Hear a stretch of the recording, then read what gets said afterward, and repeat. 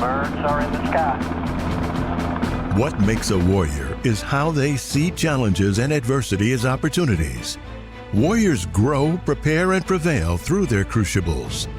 Whether you're active duty, retired, or veteran, whether your battlefield is in entrepreneurship, business, or just climbing life's ladder, you'll gain some of what makes a warrior a warrior. Insight. Lessons of grit, adaptability, and the warrior's spirit will inspire you to smash through anything that stands in the way of your mission. Buckle your seatbelt as U.S. Marine veteran and international best-selling author Zachary Green interviews fellow warriors and share how they conquered their crucibles. Hope everyone's doing well. Coming from you today, as you can see, I'm outside of the office today, and I did that because the focus of today's conversation is going to be around mindfulness and serenity. And I chose to move from Cincinnati down to Hilton Head because I found that every time that I came down here, my blood pressure lowered, my work productivity increased, things were happier. And I'm just like, I have focused so much on the business that I haven't really focused on myself. And now that my family's been down here for about 1.5 years, it's really changed our life and the importance of vacation and spending time. And I can think of no one better to have on than Dr. Tamsin Astor, who really has made one hell of a career on this subject. We had a chance to actually meet face to face a few weeks ago, and she had me at hello. I mean, within the first 5 minutes, I knew this was the lady that was right after my heart and what we're trying to do for our warriors out there. So with that, Dr. Astor, thank you so much, and welcome to the Warrior's Voice. Thank you so much, Zach. I'm so excited to be here and have this conversation with you. It's such an important time, particularly right now with what's going on in the world. Boy, I mean, I heard somewhere they said, if you ever opened a fortune cookie 4 years ago and said, where do you see yourself in 4 years? You would never imagine that what we've gone through right now with everything. So tell us a little bit about yourself. You don't sound like you have a South Carolina accent. Where's that accent from? No, I am from London, but I've been in the US for 20 years. I came to do a postdoctoral fellowship at Washington University in St. Louis in 2002. And then my ex-husband and I moved to Cleveland, Ohio, to go to Case. He's a tenured professor there. And at that point, I decided that the entrepreneurial path was more fitting for who I was and how I showed up in the world. I'm like, don't box me in with all of these rules. I need to create my own frame. And that's when I jumped ship. Hard to have mindfulness in Cleveland, especially since I grew up in Cincinnati, and Cleveland's usually the punchline of all of our jokes and everything. Yep. The mistake on the lake, right? Right. God makes them twist and turn, but only Cleveland can make them burn when they talk about rivers. So let's talk about that process. So we went from your degree, we get up to Cleveland, you decide we're going to do a pretty big life change. Kind of talk us through how that kind of developed. So one of the things that I found frustrating about traditional academia was that the teaching was seen as something that was not valuable. It was like, a good researcher, hires out their teaching, right? You're negotiating for the least amount of teaching. And, I was one of those academics that loved doing the research, but also I really enjoyed being in front of people and sharing ideas and content and getting people to think about ideas, think about how they could implement in their lives, think about how they could, play with them, morph them, use them. And that irritated me. I was like, yeah, nope. And I didn't feel like I wanted to try and change it from within that. So I jumped ship. And I initially didn't have anything to jump to, but I knew that the situation I was in was not working for me. And so I became a yoga teacher because that had kept me sane as the mother of 2 little boys. And then one of my little boys got cancer. And suddenly I was challenged with living the practices that I'd been teaching of being present, of equanimity, of, non-attachment. And suddenly I was having to actually not just teach it, but live it in a really deep way. And I found myself struggling with some of those kind of nondescript symptoms like insomnia and food allergies and weight loss and weight gain and hives that all of the traditional doctors didn't know how to handle and just kept giving me symptom suppression approaches like, oh, I don't know, take a sleeping pill. Oh, I don't know, take an antihistamine. Oh, I don't know. And I'm not anti-meds, but I'm not going to suppress symptoms if you don't know the root cause, because that's not going to solve the underlying issue, right? Um, and so that's what led me to the study of Ayurveda, which is the sister science of yoga. And it's like traditional Chinese medicine. It's very much about energy and focus and, being in alignment rather than trying to battle. And I started practicing and then got certified and became certified as a coach, became an executive coach, became a mindset facilitator, and just sort of, rolled out my own unique way of engaging with clients and with audiences through my own personal experiences. So kind of take us through who your typical client would be. Who are a lot of the people, if there's I'm sure there is no average client, but kind of who would be the person that would benefit most from your services? Sure. So my coaching clients I work with are high achievers. So they tend to be lawyers, architects, consultants. So people have reached a certain point in their career, or entrepreneurs, and they are, really successful, but they've gotten to a place where they have forgotten why, right? Like you talk about in your book, with Simon Sinek, it's so important to really understand the big why, not behind just your business, but behind your purpose and why you show up in the world and do what you do. And sometimes in the hustle, we forget what it's all about. So my clients tend to be people who've got to a place where they are on the edge of burnout, or they're in a state of transition, like a marriage has ended, one of their kids have left home, they're in a state of going, I need to reinvent and redefine what happiness and success looks like for me. So I work at this sort of two ends and I connect it. So one is that what I call the telescope, which is let's look into the vision of what would be your ideal juicy life and business vision, like what would feel amazing for you, right? And then we take the microscope and go, well, what are your daily habits, and are they connected to what it is you say you want to create? And if not, let's do the work. And a big part of that is mindset, which I think of as like the mental habits that keep you on track, right? So let's get into some of those specific mental habits, because one of the things we focus on the Warrior's Voice is it's a lot of the people that you're talking about. It's people that have had some kind of hardship in their life. It could be anything from a drug or alcohol problem. We've had people that have lost children, divorce, people whose businesses, and they use those as not crutches, but they use those as learning tools. The problem is you can only handle so much of that till it breaks you down eventually. And we're learning that the best warriors, I think, and I found from my research, were the samurai. And it was because they didn't just focus on war fighting. They focused on poetry. They focused on calligraphy. They focused on the art of the tea ceremony. And it was all around that mind, body, and spirit connection. Would you mind kind of sharing with us a little bit on who those people are and some of those things when it relates to that mind, body, and spirit? Absolutely. So I think, I use a framework for helping them lean into their vision, which includes the kind of what we would consider like obvious things like purpose and money and, those sorts of things. But I also use pleasure.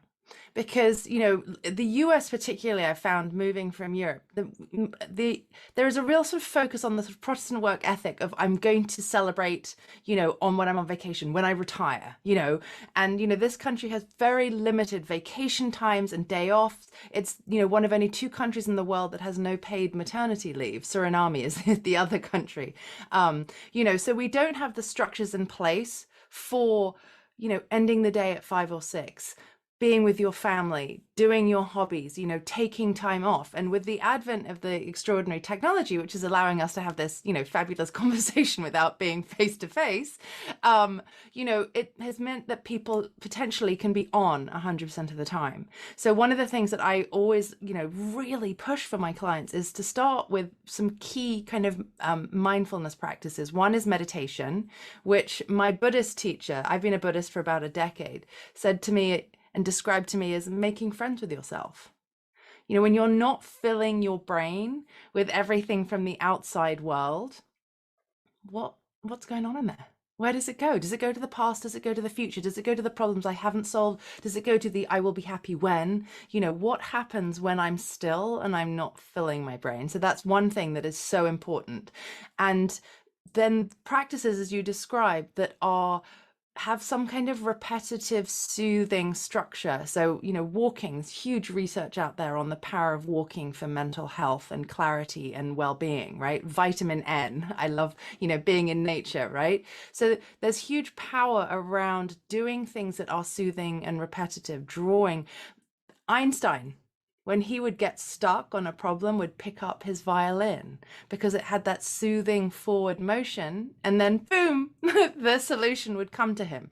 So these practices of becoming comfortable with not filling your brain, right, which is really tough because we live in a world with multiple pings and dings and responding to everything, and that's dopamine, right? All of these things are set up around getting that dopamine fix, right? So detoxing from that and learning to sit with yourself, and then doing practices that are joyful and have an element of calm and repetitive energy around them that allow you to be really, the way I would describe it is to be fully integrated, right? Because when we are in a state of anxiety and nervousness, usually our mind, our mental body, has left the building, right? It's gone to the problem we're trying to solve. It's not in this physical body right here in front of you. Wow, this is really deep. I could talk to you for hours just on this last conversation here. It's interesting. I picked up hobbies about 10 years ago, right when I was at probably the most stressful point in my life and my business. And what I found was I like doing things that I'd never had any experience with. So one of the first hobbies I did was I became a blacksmith and learned how to make knives. Literally, there's something really therapeutic about taking a hunk of metal, heating it up red hot, bashing the hell out of it, and then turning it into something useful. Lately, I've been doing a lot of woodworking. And to your point is when I'm on, like you talk about, which is 24/7, constantly checking email and on your phone and stuff like that, my mind is so busy. But when I can get to these new things and start from the beginning, a beginner, and enjoy that beauty of learning something new and then feeling that pride and creating a bowl that was a piece of wood and now it's a gorgeous piece of artwork. It gives me such pleasure, and I didn't realize that until you just started talking about that and the importance of those different things for both a mindfulness setting, but also to kind of just clear out all that noise that's out there. Right. And the other thing that's, that's you're really speaking to, and I get it, the knife thing. I took my oldest son to Japan for his 13th birthday, and we spent the day in a certified samurai swordsmith's forge and made knives from scratch. So I totally get on my bucket list. Wow, that would be incredible. It was really fun. So he and I now have our 2 knives with our names on. So I get it. But what's amazing, and the point I want to highlight here that you just sort of pointed out, is being a beginner, right? When you are a quote unquote expert in your field, you know what works, right? You're like, this, I see the pattern, I recognize the pattern, I recognize the path, this is the way we should go. As a beginner, we have this expansive mind because we don't know all the rules. We don't know what to expect. And so one of the things, and they talk about it a lot in Buddhism, the power of the beginner's mind, and can we cultivate the power of the beginner's mind? Because it has the space and the freedom for so much more creativity, because we don't know all the rules. We don't know all the tools. We don't know all the must-haves. This is how you do it. You have to do it in this way for it to follow through, right? And that expansiveness creates presence, right? And when you are present, i.e. your mind, your body, your breath are all in the same place at the same time, it's much easier to be peaceful. Yeah, it's just amazing. I keep going back to the samurai, and I believe they were all Buddhists. Is that correct? I think, yeah. Talk to me a little bit about Buddhism. I know this is kind of a different path that we typically don't walk. I mean, people are familiar with the big 3, Judaism, Christianity, and Muslim, but talk to me a little bit about Buddhism and how your journey got you there, and one of the things that, or a couple of the things that I can just feel the peace in your voice and your energy when you talk about that.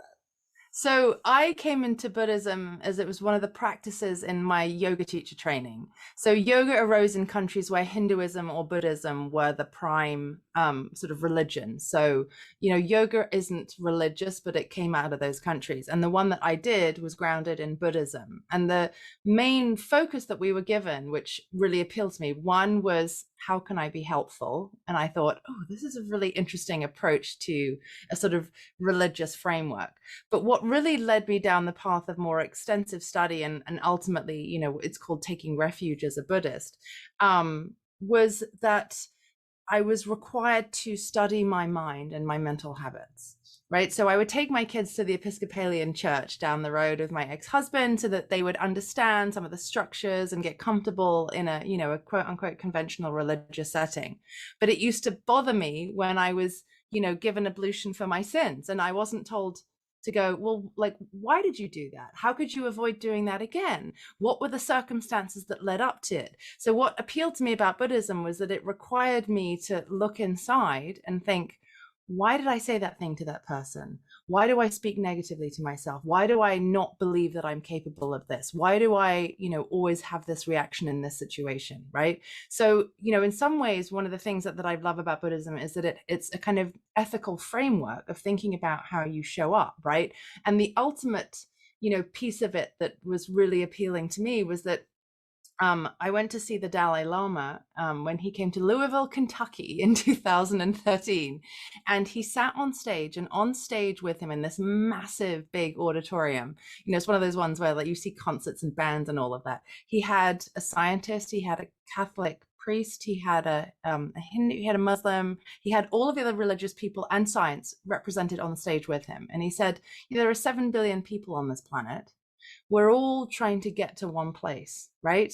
We're either going down the path of, letting go of our ego by recognizing that everything we do is connected to each other, which is like, Jain and Buddhism, i.e. this sort of way of thinking about kind of karma and connection, or we're giving ourselves up to God and faith, right? With this idea that we can let go of ego, right? Because there's a bigger purpose. But he said, if this person here can tell me that what I think is wrong, I'm going to let go of my beliefs. And the fact that he, as the head of world Buddhism, was comfortable enough to stand up there and say, I, believe in what I do and believe in how I engage. But if somebody else can prove to me that what I think is wrong, I'm willing to change my mind. Rather than, if you don't believe what I think, you are going to hell, right? That kind of thinking, to me, that sort of binary thinking of you're in or you're out, and his was like, we're all trying to get the same way. Why would we all do it in the same way? We're all not the same. But if his path, and he can prove to me that what he thinks and believes, is real, I will release my beliefs. And I was like, oh! Can you imagine if we could have him talk to the people in Washington, D.C. right now and our politicians to go over exactly what you said, which is, if it makes sense, go with it. We get so stubborn, we get so set in our way, we get so guilty that we may do something that may upset our parents or our religion or whatever else, that even when the truth is in front of us, we are closed off to it. So it's a very eloquent and beautiful way that you phrased and framed that. Thank you for sharing that. Pleasure. Yeah, no, I mean, I think it's, I think the thing that was appealing to me about Buddhism is that it required me to continue to study my own mental habits, and it wasn't like, okay, you're done. So it's funny, I'm taking notes as we're talking, and the one note that I have that's the biggest, boldest right here is just simply the word pleasure. And I just, I think as my entrepreneurial journey, my time in the military, my time as a firefighter, I didn't always think about pleasure. And I always wanted to say I would be happy when I got to that next point, when I bought this car, or when I got to the thing. But the reality was there was a lot of pleasure that I missed out on along the way because I was so focused on comparing myself or getting to that point. And I just love this concept of making friends with yourself, being joyful, trying to, study your own mind. This has been really impactful. I appreciate this conversation. Oh, welcome. Yeah, no, I think it's, it's, can I give you like a 2-degree shift? That's what I love that phrase from James Altucher of idea sex, right? Like people throwing different ideas together and seeing what comes out of it and how it can change the way you show up and engage in the world, right? I love it. I just I feel a lot of happiness just looking at your chair. I mean, your chair behind you, it looks like the most comfortable, awesome thing ever. And that's awesome. Sorry, I had to say something about that. For people that want to learn about Buddhism, people that maybe don't feel that they're getting adequately served, what are some good basic places to start? Are there websites, books, videos? Yeah. So, there's a sort of distinction between those who are what you would call like householders. So people who live in families, have children and practice Buddhist, principles, and those who are like the monks who live and, meditate for hours every day. I love Pema Chodron. So she's an American nun, Pema and then Chodron. So she came to Buddhism because she was really angry because of her marriage, the way her marriage was breaking down, and she found herself like wanting to throw stones at her husband. Like she was like this. Well, felt like every day with my wife. Maybe she, but she like actually throws stuff. She doesn't think about it. So with a dirty sponge yesterday for a comment I made, which I won't repeat. But anyway, go ahead. Sorry. No worries. So yeah, so she was trying to find a solution to this anger, right? Because when you live in those emotions, you're taking up really valuable mental headspace. Like I had this teacher who said to me, one of the reasons to do meditations around the anger you have with somebody, right? It's a loving kindness meditation that I used a lot when I was going through my divorce. It was very helpful. Is that if you think of your mind as like Manhattan real estate, right? If you're taking up a great big chunk of it being, this person did this, right? If you can release that, suddenly you've got that amazing mental headspace to have another brilliant idea, to solve world hunger, to figure out how we can get out of this crazy climate crisis that we've got ourselves in, to deal with the gun issues and this, all the things, right? If you can release that, you're releasing up more time and energy. And that's really why I'm such an advocate for habits, right? All the way through, whether it's habits for your mind, habits for sleeping, habits for eating. The more you can create these structures, the more you free up your time and energy to do those bigger things. But yeah, Pema Chodron is great.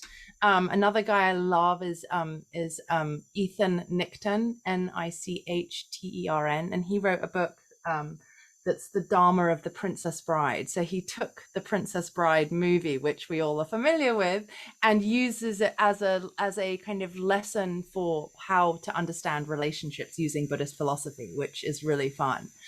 So those are two great American writers who, Ethan lives in New York as, married with children in that world and teaches, but Pema became a nun, but she'd lived and had children, so understands and writes from and teaches from, and she's written loads and loads of books. As You Wish, one of the great movies. Right? I'm not a very romantic guy, but that one was always got to me. So I see this beautiful yellow book over your right shoulder called Force of Habit. Tell us a little bit about that. So that's my book, Force of Habit, Unleash Your Power by Developing Great Habits. And it's basically a primer to the key habits that are going to help you get on track, which are sleeping, eating, exercising, relationship with self, and relationship with other. And it has it's a weaving together of my two passions, like the East and the West, right?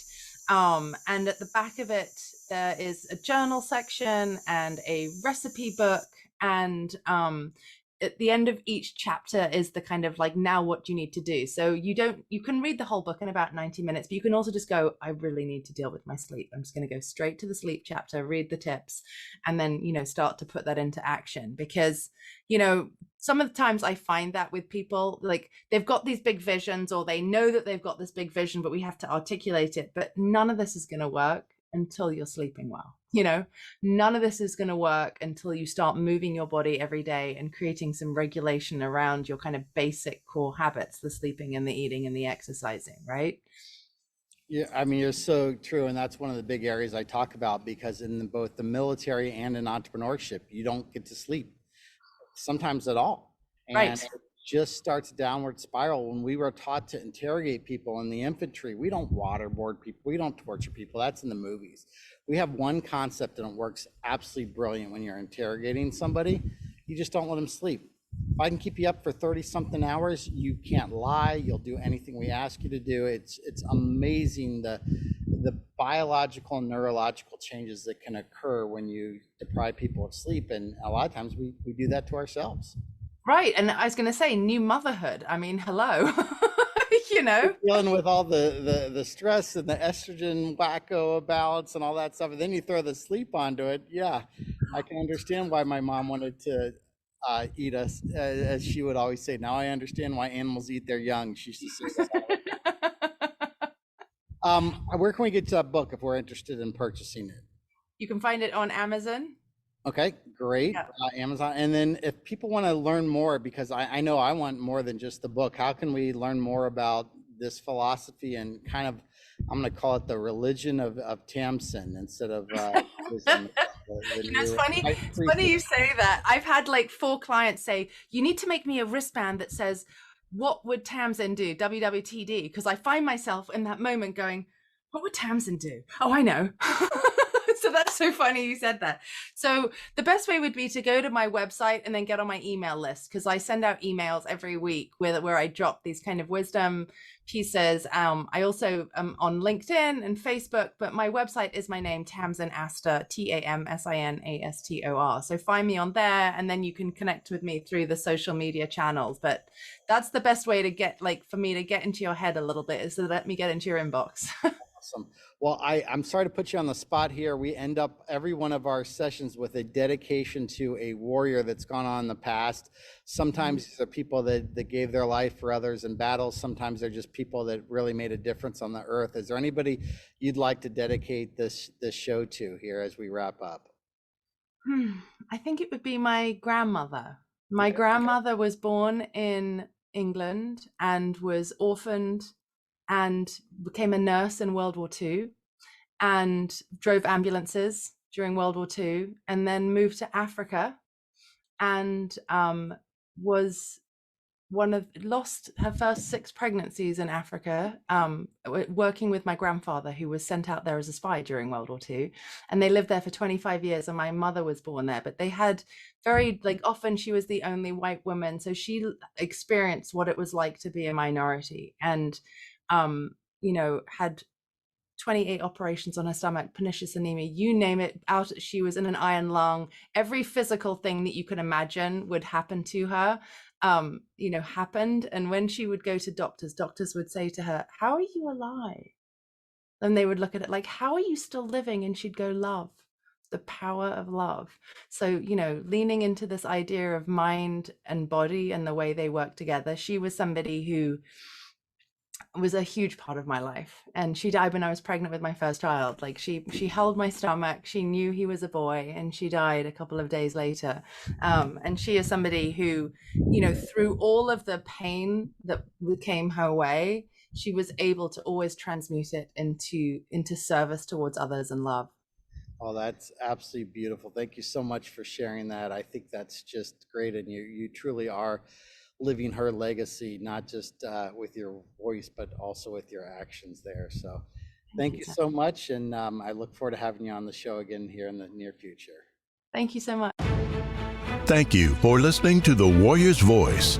If you haven't, please subscribe to this show and be the first to hear new episodes. You can also visit www.warriorleader.us to learn more about how you and/or your business can use the Warrior Framework to conquer personal and professional crucibles.